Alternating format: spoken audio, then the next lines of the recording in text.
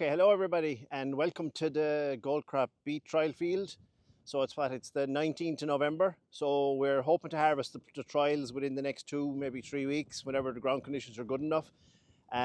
Just I suppose on beet, what's going on here in the field. We've got 16 varieties, so we've got 6 new varieties that we're trying for the first time, and we've got 10 of the existing varieties that are in our portfolio and in the market already. So it's been a really good year for beet. This crop, it was sown a little on the late side and just struggled a little bit for moisture when it was establishing, but after a few weeks then every plant came. So a very good strike, a very good establishment percentage. And then the year that we've had has been excellent for beet in that there's been loads of sunshine, plenty heat. Got a little bit dry in probably late July and into August, and the crop did suffer a little bit, but it grew back then really well when the moisture came. So I would expect very good yields in this field and very good yields in fields all across the countryside. There might have been some of the very late sown crops in the very dry areas that might have got caught, but other than that, I think there's going to be a really good year for beet in 2025. Just in terms of the crop itself, look, to me, beet it's the highest yielding crop in terms of energy yield that you can grow for fodder. So it beats, in a good year, it beats everything. It beats maize, it beats grass silage, it beats red clover silage. In terms of the food itself, it's a really high energy food. If you consider that in terms of the root dry matter, about 3/4 of what's in there is pure sucrose.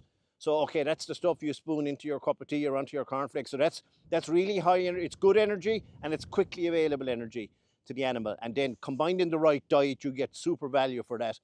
In terms of UFL, it's the same UFL on a dry matter basis as barley. So in terms of the energy it delivers to the animal on a dry matter basis, it's the same. In terms of protein, that's where it's short. So it's 7% protein, and that would have to be balanced up in diets. And certainly where it really fits as a feed is with high performing animals. So milking cows or fattening cattle. And again, the protein will certainly have to be supplemented in those diets to get the performance that you're looking for. In terms of the varieties in the market, we introduced Conviso varieties, which are specifically bred to be resistant to SU herbicides. So it allows the Conviso 1 herbicide to be used on those crops. Conviso 1 is a really broad spectrum herbicide, gives really good control of grass weeds and broadleaf weeds. The couple of things it's not great in, we can cover. So that's now maybe 10 or 11% of the market. That in 25 was Conviso varieties, and up to now it's only been sugar beets. And I'll talk in a minute about hopefully a fodder beet, or we're expecting a fodder beet to be in the market next year. In the rest of the market then is made up about 70% of what's sown is high energy fodder or high dry matter fodder beet like Enermax. Another 10% of the other sugar beets, and then 10% from the medium and the lower dry matter varieties. So look, a great year for beet. The area sown this year is similar to the last couple of years. There should be loads of beet, tons available for feeding this winter. And look, we're expecting that, look, it'll be an unsatisfactory winter for feeding it, and hopefully an unsatisfactory spring next spring for sowing the new crop in the new year. Okay, so this is at Alisha. So Alisha it's been our main sugar beet variety for the last 4 or 5 years, 5 or 6 years maybe. And again, typical sugar beet, a nice cone-shaped root. What makes it really attractive is that it has very high yield. So it's delivering, maybe 30 plus tons of a root that's 23% dry matter. So again, the comment would apply to sugar beet in general. The dry matter yields are higher with sugar beet. So for home use, it's definitely what someone should be growing. You should be growing sugar beet because you'll have more energy harvested from your field to feed to your own livestock. Yeah, for the selling market, fair enough, the white high dry matter fodder beets will give you a higher fresh yield in terms of tons that you can put in a trailer to go out the gate. This again, look, a really excellent variety, and look, it'll certainly be in the market for a number of more years until we find something to outdo it. And so look, Alisha, again, really good sugar beet variety. This is Laurena.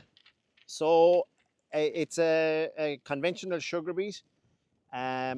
It's I suppose it's a special variety in that it's resistant to Rhizoctonia root rot, which isn't a problem on many farms, but the ones where it is a problem, it's a big problem. And it comes from having, particularly where there's maize in the rotation, you can be prone to Rhizoctonia root rot. and this variety is resistant, so it solves the problem.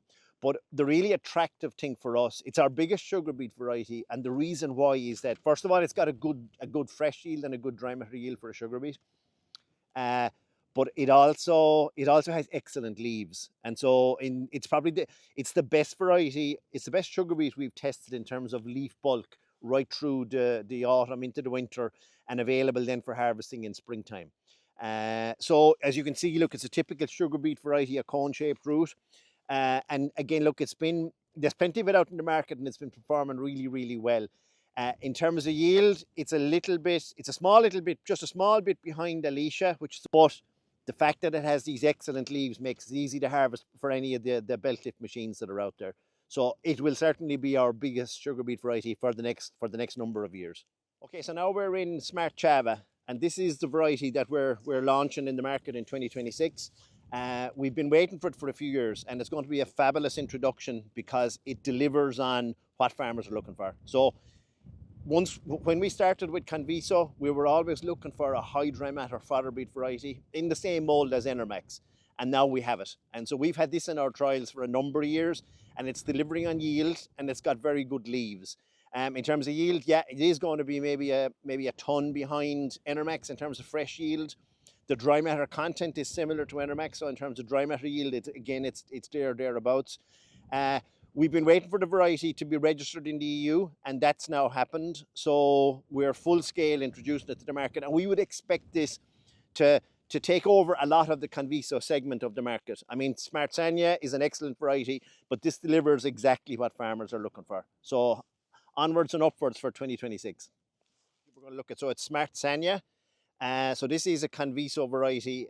Just I suppose first in terms of how we conduct the trial.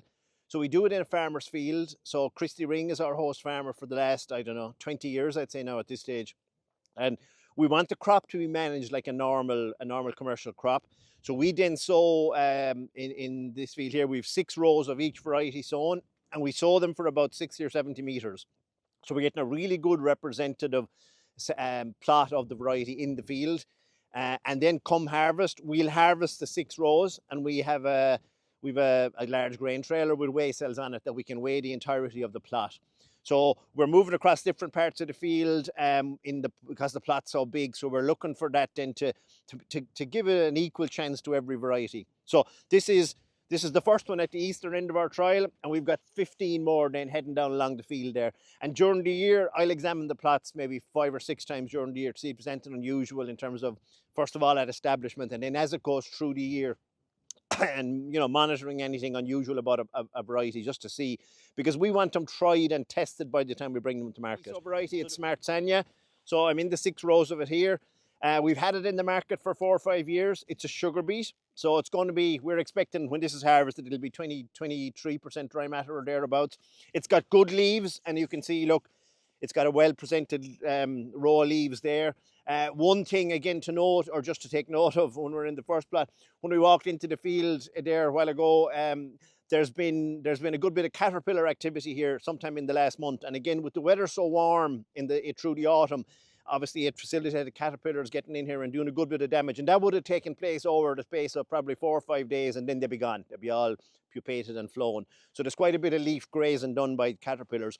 So again, look, a sugar beet variety, it's in terms of yield, it's probably 3 or 4% behind the conventional sugar beets, and we are expecting sugar beet varieties to come in the Conviso system soon that will be up with or maybe ahead of the conventional varieties. So look, there's a good bit of this one in the market. This is probably a lot of what's in the market this year. A typical sugar beet cone-shaped root, and so I'm expecting, good yields with this one. So this is Enermax. So this is the biggest variety in the Irish market, and it's been that for the last number of years, and it's certainly the biggest variety in Goldcrop for quite a few years. So it's typical high dry matter fodder beet, a white bulbous root, sits relatively high over ground, and it's got very good leaves. So that's delivering what a farmer's looking for. You're getting high fresh tons per acre of a root that feeds very well, because it's going to be somewhere between 19 and 20% dry matter. It's had a very good year this year, and again you can see the leaves on the crop here are excellent. we expect it to continue being that, being a very high performant variety in the market for the next number of years. So that's Enermax. Okay, so this is Gustea. So Gustea is a conventional fodder beet, high dry matter fodder beet, probably a little bit higher in dry matter content than Enermax, probably up around 20-21%. It's been in the market for 4 or 5 years and has a good following. As you can see, it's a nice white bulbous root, again like Enermax. And from KWS, as I say, who are probably, well, they are the #1 breeders of beet in Europe. And in the world. So again, it's got decent leaves, usually not quite as good as Enermax, but it has fabulous yield, and it is that bit higher in dry matter. So a really suitable variety for growing for home use, in that you're getting really high dry matter yield. The fresh yield mightn't be quite as high as Enermax, but the dry matter yield will be higher. Excellent variety. This is Boloro. So again, Boloro is a medium dry matter fodder beet. You'd expect the dry matter content of the root to be maybe between 16 and 17%, depending on when you harvest it. It's a fine, big, bulbous root, and sits, maybe 40% overground, 40% of the root's overground. So in terms of cleaning, it's much easier to clean. It doesn't have, the grooves in the root tend to be less deep, and so they don't hold as much soil.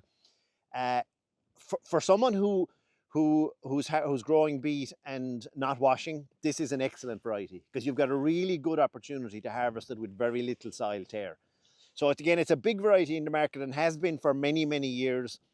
It's still, like that segment of the market is still about 10%, and this will be the biggest variety in the market in that segment. So Boloro, and again, like I say, perfect for a situation where it's not going to be washed. And look, washing isn't always an option. And then, chops out beautifully when you're feeding it out to livestock. So Boloro.